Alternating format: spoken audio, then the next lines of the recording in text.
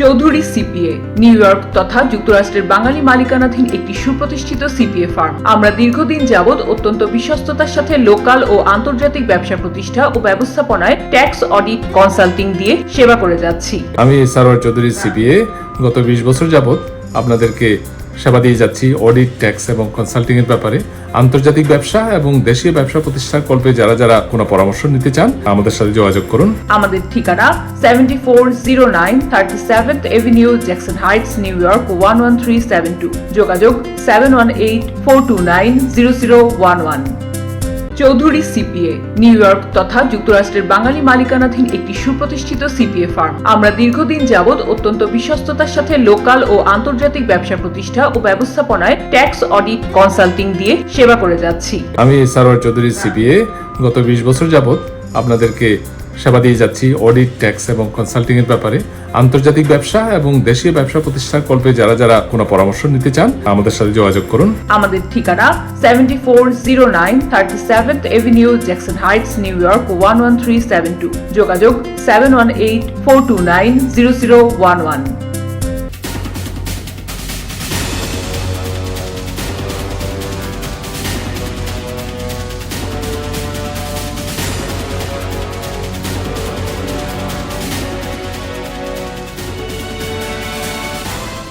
প্রিয় দর্শক, স্বাগত জানাচ্ছি আমাদের আজকের এই আয়োজন Chowdhury CPA USA tax and business অনুষ্ঠানে। আপনাদের সঙ্গে আছি আমি শামীম আল আমিন। আর আজকের এই আয়োজনে বরাবরের মতো অতিথি হয়ে এসেছেন আমাদের সঙ্গে সিপিএ সারওয়ার চৌধুরী, আমাদের উত্তর আমেরিকার অত্যন্ত জনপ্রিয় এবং খ্যাতিমান সিপিএ। অভিজ্ঞ এই সিপিএকে আমরা পেয়ে আনন্দিত। অসংখ্য ধন্যবাদ সময় দেওয়ার জন্য। ধন্যবাদ শামীম ভাই, অনেকদিন পরে আপনার সাথে দেখা হলো। আজকে কথা বলবো হচ্ছে আমেরিকার বিগ বিউটিফুল বিল কি কি ক্ষেত্রে আমাদের এই কমিউনিটিতে বা অন্যান্য সাধারণ ট্যাক্স পেয়ারদের ক্ষেত্রে প্রভাব ফেলছে। তো এটা সাধারণ আলোচনা আপনি একটু করুন, তারপর আমি কিছু পয়েন্ট আকারে প্রশ্ন আপনার কাছে নিয়ে আসবো। ধন্যবাদ। হ্যাঁ, বিগ বিউটিফুল বিল এটা নিয়ে কিন্তু এটা আমাদের এখন একটা ক্রেজের মতো হয়ে গেছে। সবাই বলে যে big beautiful bill, big beautiful bill. আসলে বিগ বিউটিফুল বিলে কিছু সিম্পল জিনিস অনেক সুন্দরভাবে দেখিয়েছে। আমার মনে করেন একটা ছোট্ট বই আছে আমার কাছে, আমি এটা দেখি, এটা ফলো করি, অনেক সময় দেখি কি আছে এখানে। কারণ এটা বিলটা তো বিরাট, সব কিছু একটা বিল যখন হয় তখন সব কিছু বিলের সাথে অনেকগুলো জিনিস সংযুক্ত করে একটা বিল তৈরি হয়। এখানে শুধু ট্যাক্স প্রভিশনগুলো আমরা সামারাইজ করেছি এখানে। তো আমাদের কমিউনিটির মধ্যে মানে ইউএস ট্যাক্স পারপাসে যে সমস্ত জিনিসগুলো আমরা সাধারণত দেখি প্রত্যেকটা ট্যাক্স পেয়ারের ট্যাক্স ফাইলে, কোন জিনিসটা মনে করেন যে স্ট্যান্ডার্ড ডিডাকশন, এটা বেড়ে গেল। তারপর সিনিয়র সিটিজেনদের জন্য স্ট্যান্ডার্ড ডিডাকশনের পরে এডিশনাল ডিডাকশন, সেটা একটা মনে করেন যারা 65 এর আরও ওভার হয়ে গেছে তারা আরও এডিশনাল ডিডাকশন নিতে পারছেন। তার মানে আপনার ডিডাকশন যখন নেবেন বেশি, তাহলে আপনার ট্যাক্সেবল ইনকামটা কমে যাচ্ছে, আপনি ট্যাক্সও কম দিচ্ছেন। এখন তার উপরে আবার এখন আসছে যে অনেকেই আমাদের কমিউনিটির মধ্যে অনেকে ওভারটাইম কাজ করেন, তাদের জন্য ওভারটাইম পে আছে। তো ওভারটাইম পেমেন্টের জন্য যেই পয়সাটা পাচ্ছেন তার একটা নির্দিষ্ট অংশ 12,500 বোধহয়, এটা আপনি ডিডাকশন নিতে পারতেছেন। আর মনে করেন যে আপনি টিপস ইনকাম $25,000 পর্যন্ত আপনি টিপস ইনকাম যদি থাকে ওগুলো আপনি রিডিউস, আপনি নন ট্যাক্সেবল হিসেবে ট্রিট করতে পারতেছেন। এই ট্যাক্সেবল ইনকামটা কমানোর জন্য অনেকগুলা, মনে করেন যে আপনি গাড়ি কিনলেন, গাড়ির উপর যে ইন্টারেস্ট দিচ্ছেন বছরে হয়তো আপনি $10,000 গাড়ির ইন্টারেস্ট দিচ্ছেন। একটা গাড়ি যদি আপনার $40,000 হয়, তারপরে আপনি যে কিস্তিতে কিনেন অনেক টাকা ট্যাক্স দিতে হয়, মানে ইন্টারেস্ট দিতে হয়, সেই ইন্টারেস্টগুলো আপনি বাদ দিচ্ছেন।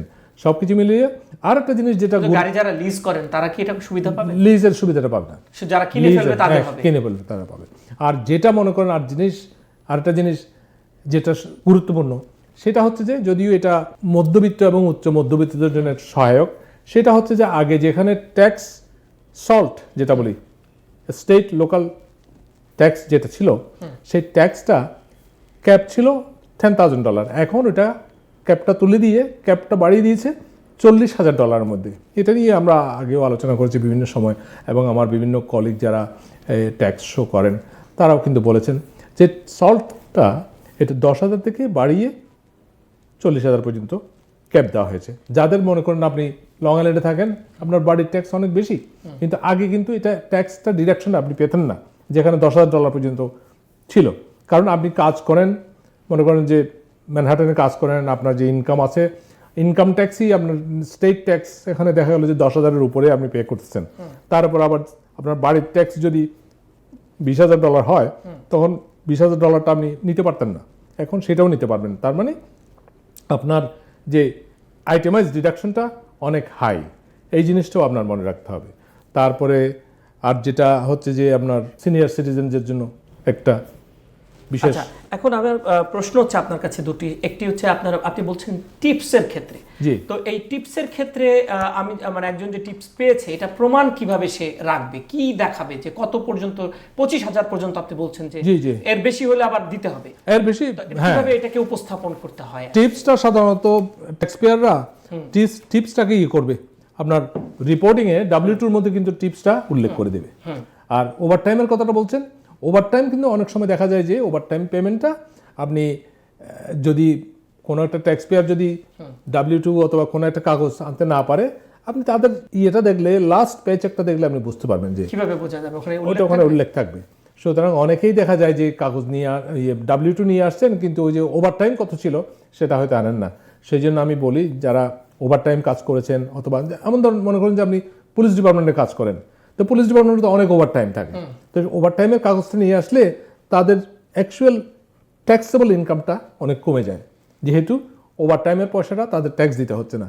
সুতরাং আপনারা একটু সতর্ক থাকবেন, যখন ওভারটাইম যদি আসে, ওভারটাইম কাজ করেন, আপনার W2 এবং আপনার যে আর্নিংস রিপোর্টটা নিয়ে আসবেন, তাতে যাতে ওভারটাইমটা উল্লেখ থাকে। আচ্ছা, আরেকটা বিষয়, সেটা আপনি যে এই যে টিপসের কথা বললেন, টিপস তো অনেক সময় ক্যাশেও নেয় মানুষ, সেটা কিভাবে যুক্ত করবে? না, এটা টিপসটা সাধারণত এমপ্লয়ার যে সেই রিপোর্ট করবে, সেই আপনার W2-র মধ্যে রিপোর্ট করবে, এবং W2 তার মানে হচ্ছে যদি কোনো ক্যাশের ব্যাপার থাকে সেটা এখানে যুক্ত হচ্ছে না, যুক্ত করতে পারে। ট্যাক্স মনে করেন যে আপনি টিপস দিলেন, সেই টিপসটা যদি এমপ্লয়ার যদি মনে করে যে কত টাকা টিপস পেলো, তাদের মধ্যে এভরি উইক কত টাকা ডিস্ট্রিবিউট করে দিচ্ছে, সেই টাকাটা W2-তে সে উল্লেখ করে দেবে, তখন সেটি ওই ট্যাক্সের বাইরে চলে যাবে। খুবই ভালো কথা। আরেকটি বিষয় হচ্ছে যে আমরা দেখেছি যে প্রেসিডেন্ট ট্রাম্পের একটি প্রতিশ্রুতি, সেটি হচ্ছে যে যাদের বয়স 18-র নিচে এবং US সিটিজেন, তাদের জন্য $1,000 একটা প্রতিশ্রুতি আছে, বা সন্তানরা যাদের বাচ্চারা আছে। তো এই বিষয়টা কি একটু যদি, এই বিষয়টা যদিও এখনো পর্যন্ত এই বছর থেকে এটা চালু হবে, যেটা আমাদের ট্রাম্প অ্যাকাউন্ট, চালু হয়নি এখনো চালু হয়নি। এখন সেই ট্রাম্প অ্যাকাউন্ট এখন যদি আপনি ওপেন করেন, এই বছরের জন্য ওপেন করেন, যার বয়স 18 বছরের নিচে, মনে করেন আপনার একটা বাচ্চা হলো এই বছরের জানুয়ারি মাসে, ওর জন্য আপনি একটা অ্যাকাউন্ট খুললেন, আপনাকে $5,000 পর্যন্ত ট্যাক্স ফ্রি গ্রোথ ইনকাম। তার মানে এটা, এই ছেলে যদি 18 বছর হইতে দেখা গেলো যে আপনার $100,000 অ্যাকুমুলেট হইলো, যদি আপনি ইফ ইউ আর ক্যাপেবল। এখন প্রথম বছরে ট্রাম্প ওখানে $1,000 ভর্তুকি দিবে, যে ট্রেজারি থেকে আপনাকে এটা বোনাস দিবে। মানে যাদের বয়স এখনো 18-র নিচে, কিন্তু আগামী বছর 18-র উপরে হয়ে যাবে, না, তখন আর ওটা ওই একটাই পাবে, আর $1,000 পাবে, $1,000 পাবে, আর $5,000 তারা যে ট্যাক্স ফ্রি যোগ করলো সেটা তার অ্যাকাউন্টে থাকবে। আর কার অ্যাকাউন্টে থাকবে? ওই ছেলের অ্যাকাউন্টে।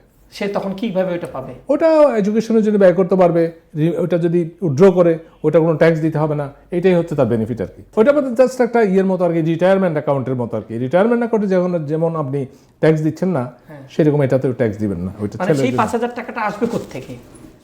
প্যারেন্টস দিবে, প্যারেন্টস ওখানে রাখবে, ওই অ্যাকাউন্টে রাখবে, তাহলে ওটা ট্যাক্স দিতে হবে না। আর প্রেসিডেন্টের পক্ষ থেকে আসবে $1,000। হ্যাঁ।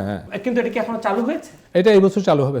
যদি চালু হয় তখন কার্যকর হবে। আচ্ছা, তো এবার এবং এটাকে এই ট্যাক্স রিটার্নের সময় করতে হবে নাকি পরেও করার সুযোগ আছে? আমরা এখন যেটা ট্যাক্স রিটার্ন করছি এটা হচ্ছে 2025 এর জন্য। আমরা যখন 2026 এর ট্যাক্স রিটার্ন করব, তখনই এটা কার্যকরী হবে, তখন এটা ইউজ করতে পারবে। মানে কি আমি জানতে চাচ্ছি যে যারা এটার ট্যাক্স প্রিপেয়ারারকে বা সিপিএ কে গিয়ে তারা কি বলবেন এটা যদি করতে চান? আমার মনে হয় বলবে যে আমি একটা ট্রাম্প অ্যাকাউন্ট খুলেছি, এই হচ্ছে কাগজ। ওটা অলরেডি কাগজ দিবে কোন একটা ব্যাংকে খুললে, অথবা কোন একটা রিটায়ারমেন্ট। এটা কি মানে অভিভাবককে খুলতে হবে নাকি ট্যাক্স প্রিপেয়ার সিপিএ? না, অভিভাবক খুলতে হবে, তাই না? অভিভাবকরা খুলবেন। আপনি যেমন একটা IRA অ্যাকাউন্ট খুলেন, একটা পেনশন অ্যাকাউন্ট খুলেন, সেরকম আপনার খুলতে হবে। হ্যাঁ, IRA পেনশন তো আপনি করতে পারবেন না, পেনশন করে সাধারণত এমপ্লয়ার ব্যাংকে খুলতে হবে, ব্যাংকে খুলতে হবে, আপনার ক্রেডিট ইউনিয়নে খুলতে পারবেন। যে কোনো ধরনের ফাইন্যান্সিয়াল ইনস্টিটিউশনে খুলতে পারবেন যারা এগুলো করে, যারা এগুলো খুলে আর কি। হ্যাঁ, আচ্ছা আচ্ছা, একটু পরিষ্কার হলাম, এটা ইম্পর্টেন্ট কারণ অনেকে জানতে চায়। আর আরেকটি বিষয় হচ্ছে যে যারা লেখাপড়া করেন সেই লেখাপড়ার ক্ষেত্রে যে ব্যয়টা হয় সেইটি এই সুবিধাটা কিভাবে ট্যাক্স রিটার্নে পাওয়া যায়? এখানে আমাদের এখানে জিনিসটা হচ্ছে যে লেখাপড়ার ব্যাপারে যেটা অনেক দিন ধরে চলে আসছে, আমেরিকান অপরচুনিটি ক্রেডিট আর লাইফ লং ক্রেডিট, সেটা হচ্ছে যে যারা আন্ডার গ্রাজুয়েট ডিগ্রি জন্য লেখাপড়া করেন তারা $2,500 অর্থাৎ $2,500 পর্যন্ত ট্যাক্স ক্রেডিট নিতে পারবে। ট্যাক্স ক্রেডিট মানে ওই পরিমাণ ট্যাক্স নিতে পারবেন, অথবা রিফান্ডেবল ওই টাকাটা আপনি গভর্নমেন্টের কাছ থেকে পাবেন যদি আপনি একটা এলিজিবল ইনস্টিটিউটে আপনি পড়াশোনা করা হয় ছেলের। আর এইটার জন্য সবচেয়ে একটা মানুষ অনেক সময় আপনারা মনে করেন যে আমার ছেলে মেয়ে তো কলেজে যায়, আমি বোধহয় এটা পাবো, কিন্তু ওটার প্রথম শর্ত হচ্ছে এটা এলিজিবল ইনস্টিটিউটে লেখাপড়া করতে হবে এবং এটার ডকুমেন্টটা থাকতে হবে, যেটা আমরা বলি 1098-T। এটা কি ওই প্রতিষ্ঠান থেকে অটোমেটিক্যালি দেয় নাকি এটা কালেক্ট করতে হয়? আজকাল তো সব কিছু তো অনলাইন। এখন আপনার ছেলে যখন কলেজে যাবে তখন কিন্তু তার একটা অ্যাকাউন্ট থাকবে, সেই অনলাইনে সিস্টেমটা ডেভেলপ অনলাইনে থাকবে এবং প্রতি বছর ওই অনলাইন অ্যাকাউন্ট থেকে তার ট্রান্সক্রিপ্ট, তার গ্রেড, তার 1098-T সব কিছু কিন্তু ওখানে ফাইল করা থাকবে। এখন এখানে আমাদের এখানে মনে করেন যে যারা উবার চালায়, লিফট চালায়, তারা কিন্তু তো কোনো কাগজ দেয় না, তাদেরকে অনলাইন অ্যাকাউন্টে সব কিছু পুশ করে দেয়। আপনি হেলথ কেয়ারে মনে করেন আপনি একটা হেলথ কেয়ার অ্যাকাউন্ট আছে, আপনার যে 1095A, 1095B এগুলো সবগুলো আজকাল কিন্তু একেবারে পেপারলেস হয়ে যাচ্ছে। সেজন্য মনে রাখতে হবে যে আপনার ছেলে মেয়েরা যখনই কলেজে লেখাপড়া করে তাদের গ্রেড যেমন ওখানে পাওয়া যায়, তাদেরকে পিতামাতার বলতে হবে যে তোমার 1098-Tটা সার্চ করে দেখো। ওর অ্যাকাউন্টে গেলে অনেক সময় 1098-Tটা থাকবে অথবা নাও থাকতে পারে। যদি না থাকে তখন বলবে, ওরা ওখানেই বলে দেবে যে you are not eligible for 1098-T because your tuition fee was covered by scholarship or something like that. Okay, খুবই সুন্দর। এর খুবই ইম্পর্টেন্ট তথ্য কিন্তু আমরা জানলাম, আমিও শিখলাম, অনেক দর্শক জানলেন, যারা জানেন তারা আরেকটু ভালো করে জানলেন। আমি জানতে চাই যে বিগ বিউটিফুল বিলের ক্ষেত্রে আর কি বিষয় নিয়ে মানুষ জানা প্রয়োজন, মানে আপনি যদি যে অনেক কিছু যুক্ত করেন। মানুষের একটা ভুল ধারণা আছে বিগ বিউটিফুল বিলের মাধ্যমে হয়তো আননেসেসারি হয়তো কোনো রিফান্ড চলে আসবে। আননেসেসারি কোনো রিফান্ড নাই বিগ বিউটিফুল বিলের ব্যাপারে। অনেক সময় দেখা যায় যে আপনার দুটো W2 আছে, আপনি ট্যাক্স ফাইল করতে এলেন, বললেন যে ভাই আমি তো এখন তো বিগ বিউটিফুল বিল, আমি ওদের রিফান্ড পাবো, ওই ধরনের কোনো কিছু নাই। বিগ বিউটিফুল বিলের ব্যাপারে যেটা হচ্ছে ওই যে বললাম টিপস, ইনকাম, আপনার ওভারটাইম, তারপর মনে করেন সল্ট আইটেম, এই সমস্ত জিনিসগুলোর ব্যাপারে। আর তাছাড়া মনে করেন যে আপনার চাইল্ড ট্যাক্স ক্রেডিট যেটা $2,200 ফেরত পাচ্ছেন, ওই জিনিসটা ওখান থেকে $1,700 আপনি উল্টা আপনার কাছে চলে আসবে যদি আপনার ট্যাক্স যদি না থাকে। আর নাইলে ওই ক্রেডিটটা আপনার ট্যাক্সগুলোকে রিডিউস করবে। আচ্ছা, আর এবার একটু চাইল্ড ক্রেডিট সম্পর্কে বলেন যে কিভাবে কত টাকা পাওয়া যাচ্ছে এবং ইনকাম থ্রেশহোল্ডটা কি? এখন মেরিট ফাইলিং জয়েন্ট যদি হয়, এটা তো চাইল্ড ট্যাক্স ক্রেডিট আমার মনে হয় $200,000, আর তার চাইল্ড ট্যাক্স ক্রেডিট একবার পর্যন্ত আছে $400,000 পর্যন্ত। চাইল্ড ট্যাক্স ক্রেডিটটা পাবেন আপনি, অন্যান্য ক্রেডিটগুলো বন্ধ হয়ে যায়। চাইল্ড ক্রেডিট কত? চাইল্ড ট্যাক্স ক্রেডিট এখন 2,200। যাদের ইনকামের লেভেল 100,000 তারাও পাবে? তারা পাবে 400,000 পর্যন্ত পাবে, 200,000 পর্যন্ত পাবে। The credit begins two phase out at $200,000। 2 lakh যদি সিঙ্গেল হয় আর কি। যদি জয়েন্ট ফাইলার হয় তাহলে $4 লাখ পর্যন্ত। তারপর তারও বেশি ইনকাম ওলা মানুষ আছে, তখন তাদের ক্রেডিটটা ফেজ আউট হয়ে যায়, অর্থাৎ আস্তে আস্তে কমতে থাকে। কোনো একটা পর্যায়ে দেখা গেলো যে 450,000 গিয়ে 0 হয়ে যায়। এটা একটা সোশ্যাল ব্যালেন্সটা রাখার জন্য আর যারা বড় লোক তাদের ক্রেডিটের দরকার কি, সেই জন্য সেটা 2,000 টাকা পর্যন্ত পাওয়া যায়। পাওয়া যাবে 2,000 টাকা, 4,000 টাকা পর্যন্ত যাদের ইনকাম জয়েন্ট ফাইলার তারা পাবে চাইল্ড ট্যাক্স ক্রেডিট। অসংখ্য ধন্যবাদ। আরেকটি হচ্ছে যে মানুষ কি প্রশ্ন নিয়ে আপনাদের কাছে বেশি আসছে এই সময়ে, যে ট্যাক্স রিটার্ন তো একেবারে শেষের দিকে, অনেক এক্সপেরিয়েন্স হলো এবার আপনার, তো মানুষের সবচেয়ে বেশি প্রশ্ন কি ছিল আপনার? মানুষের আসলে আমাদের এখানকার আমাদের কমিউনিটির মধ্যে স্বাস্থ্য একটা বড় ধরনের খরচ, অর্থাৎ আপনার হেলথ কেয়ারের যে ইন্স্যুরেন্স প্রিমিয়াম, এটা নিয়ে মানুষ ভীত থাকে যে আমার বোধহয় ট্যাক্স ফাইলে যদি বেশি ইনকাম করে ফেলি তাহলে তো আমার চলে যাবে। অনেকেই একটা বদ্ধমূল ধারণা আছে যে আমি যদি ট্যাক্স ফাইলটা না করি অথবা ট্যাক্স ইনকাম না থাকে, আমার যদি ইনকাম না থাকে তাহলে তো আমি করে ফ্রি মেডিসিন পাবো, ফ্রি সব কিছু পাবো। এখন সেই জন্য এটার ব্যালেন্স করার জন্য ট্যাক্স যারা ফাইল করেন তাদের বুঝতে হবে যে এটার একটা কম্পেনসেটিং একটা ইফেক্ট আছে, যে আপনি ইনকাম করবেন নাকি আপনার মেডিকেয়ার। আপনি যদি মনে করেন যে আপনার মেডিকেল কস্টটা অত্যন্ত বেশি, তাইলে কিন্তু যখন ইনকাম করবেন, আপনি একটা জব করবেন, তখন বুঝতে হবে যে কী পরিমাণ ইনকাম হতে পারে, আর তাছাড়া কোম্পানির কাছ থেকে আপনি মেডিকেল পাচ্ছেন কিনা। সুতরাং অনেক ক্ষেত্রে দেখা যায় যে লোকজন আক্ষেপ করে যে আমার ইনকাম বেশি হয়ে গেছে, আমার তো মেডিকেল চলে যাবে। মেডিকেল চলে যাওয়াটা বড় কথা নয়, মেডিকেল তো চলে যায় না, মেডিকেল একটা ফেজ হয়ে যায়, মানে তখন হয়তো আপনাকে কিছুটা কোপে দিতে হবে, অথবা আপনার কোনো অপারেশন হলে আপনার পোর্শনটা একটু বেড়ে যাবে, এরকম আর কি জিনিসটা। যাতে যারা একেবারে লো ইনকাম তারা যদি না দিয়ে যদি মেডিকেটে চলে যায়, তাদের যে মেডিকেটের স্টেপ 1 স্টেপ 2 যে জিনিসগুলো আছে ওই কোনো একটা ফেজে পড়ে যাবে আর কি। এই জিনিসগুলো তারা লোকজন আক্ষেপ করে।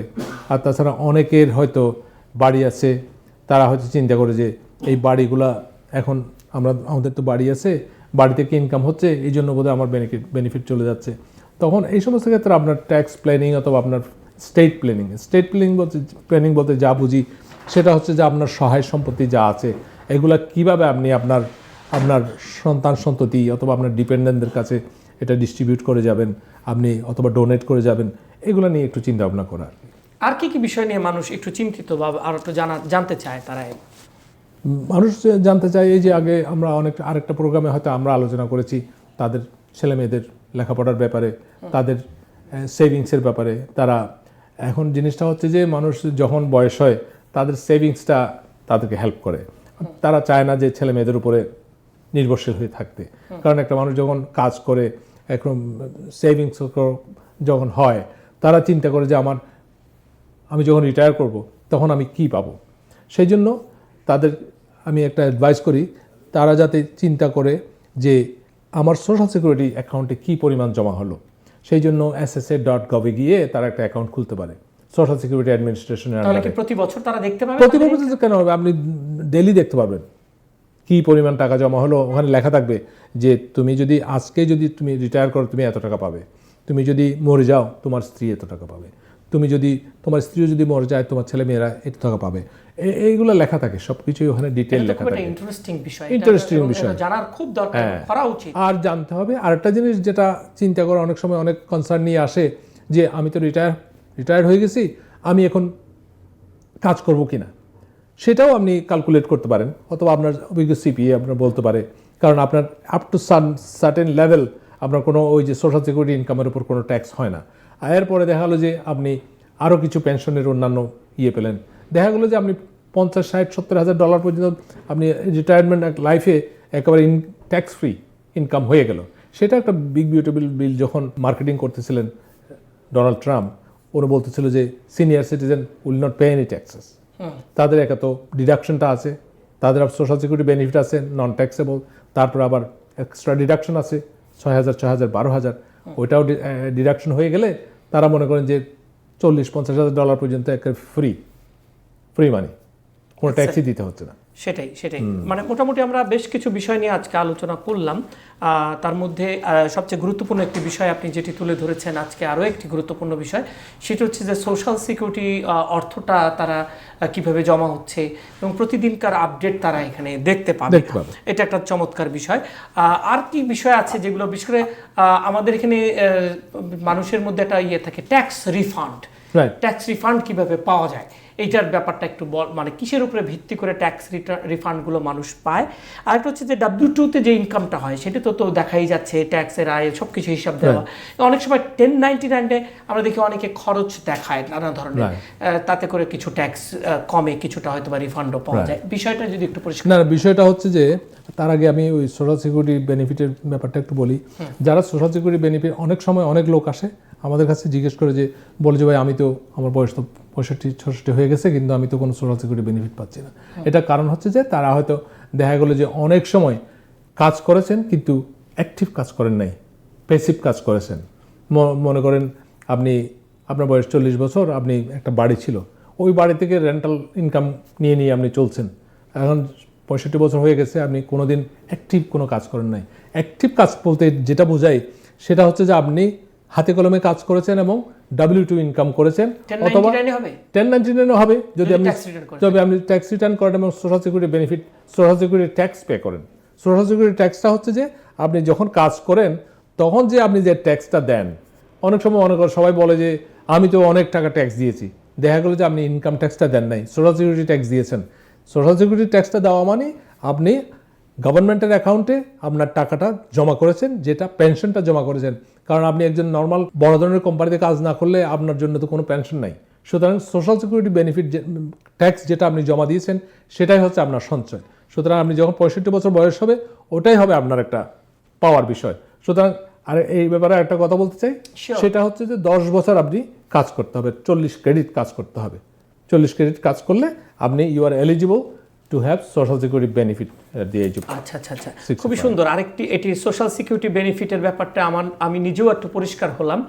তো ওই যে প্রশ্নটি করলাম, রিফান্ড কি বিষয়ের উপর নির্ভর করে? রিফান্ড নির্ভর করে আপনার স্ট্যাটাস, ফাইলিং স্ট্যাটাস, আপনার how many dependents you have. এখন ডিপেন্ডেন্টরা কি করে, তারা কি ছাত্রছাত্রী কিনা। ছাত্রছাত্রী হলে ডিপেন্ডেন্টগুলোকে আপনি 24 বছর পর্যন্ত, 19 থেকে 24 বছর পর্যন্ত আর্ন ইনকাম ক্রেডিট পাইতে পারেন তাদের ইয়ের উপর। আর্ন ইনকাম ক্রেডিটটা হচ্ছে আর একটা রিফান্ড, বড় ধরনের রিফান্ড, যেটা হচ্ছে যে আপনি যে পরিমাণ কাজ করছেন, মনে করেন যে আপনার $20,000 ইনকাম, হয়তো আর্ন ইনকাম ক্রেডিটটা চলে আসলো আপনার রিফান্ডের বেলায় $8,000, তাইলে এটা একটা credit, it's a credit, refundable credit, earn income. যেহেতু আপনি কাজ করেছেন, আপনি একজন মধ্যবিত্ত অথবা নিম্ন মধ্যবিত্ত, কাজ করেছেন, ছেলে মেয়ে আছে, এইটার ফলশ্রুতিতে আপনি পাচ্ছেন যে আর্ন ইনকাম ক্রেডিট। এই ক্রেডিটটা একটা বড় ধরনের ক্রেডিট। তারপরে যেটা আসতেছে আপনার চাইল্ড ট্যাক্স ক্রেডিট বললাম, সেটাও পাচ্ছেন। 17 বছর পর্যন্ত বয়সের যারা আছেন তারা, আমরা যে আলোচনাগুলো করছি, 18 বছরের কাছাকাছি হইলে না হবে না। 17 বছর টাচ করলে আর চলে গেলেন, আপনি 17 বছর হলেন তো আপনি এই ক্রেডিটটা আর পাবেন না, তাই না? হ্যাঁ, এটা আমরা সবকিছুই আমরা আলোচনা করছি ইউএস ট্যাক্স, রাইট। এটা একটু দর্শকদেরকে একটু বলেন, কারণ চ্যানেলের অনুষ্ঠানগুলো যায় সারা বিশ্বে। সুতরাং ওনারা যদি মনে করেন যে অন্য দেশের ব্যাপারে আমরা বলছি, না, আমরা শুধুমাত্র ইউএস ট্যাক্স এবং বিজনেস নিয়ে আলোচনা করছি। আমরা একেবারে অনুষ্ঠানটির শেষের দিকেই আছি, তো দর্শকদেরকে একটু জানিয়ে রাখতে চাই, আমরা কিন্তু আবারও বলছি, যেটি আমাদের সম্মানিত অতিথি বলছিলেন, যে আমরা আসলে আমেরিকার ট্যাক্সের উপরে আলোচনাটি হচ্ছে। সুতরাং অন্য দেশ থেকে দেখে আপনারা এই পদ্ধতি সম্পর্কে কিছুটা ইনফরমেশন নিতে পারেন, কারণ আমেরিকা সম্পর্কে সারা দুনিয়ার আগ্রহ, পৃথিবীর যে প্রান্তেই থাকুন না কেন আপনি, আমেরিকায় কি হচ্ছে এটি জানতে চাই। এই ব্যাপারে আমাদের দেশে আসলে কিন্তু আমরা ইমিগ্রেন্ট সোসাইটি, আমেরিকাতে বাংলাদেশি ইমিগ্রেন্ট অনেক আছেন।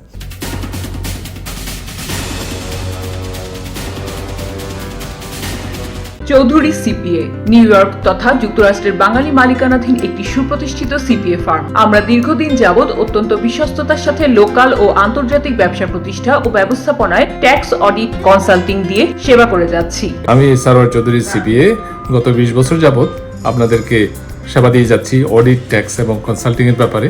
আন্তর্জাতিক ব্যবসা এবং দেশীয় ব্যবসা প্রতিষ্ঠার কল্পে যারা কোনো পরামর্শ নিতে চান আমাদের সাথে যোগাযোগ করুন। আমাদের ঠিকানা 7409 37th Avenue, Jackson Heights, new York 11372। যোগাযোগ 7184290011।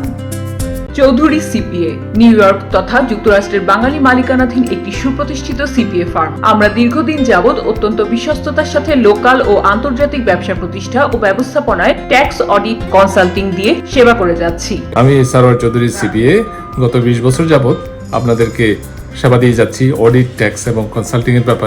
আন্তর্জাতিক ব্যবসা এবং দেশীয় ব্যবসা প্রতিষ্ঠার কল্পে যারা কোনো পরামর্শ নিতে চান আমাদের সাথে যোগাযোগ করুন। আমাদের ঠিকানা 7409 37th Avenue, Jackson Heights, new York 11372। যোগাযোগ 7184290011।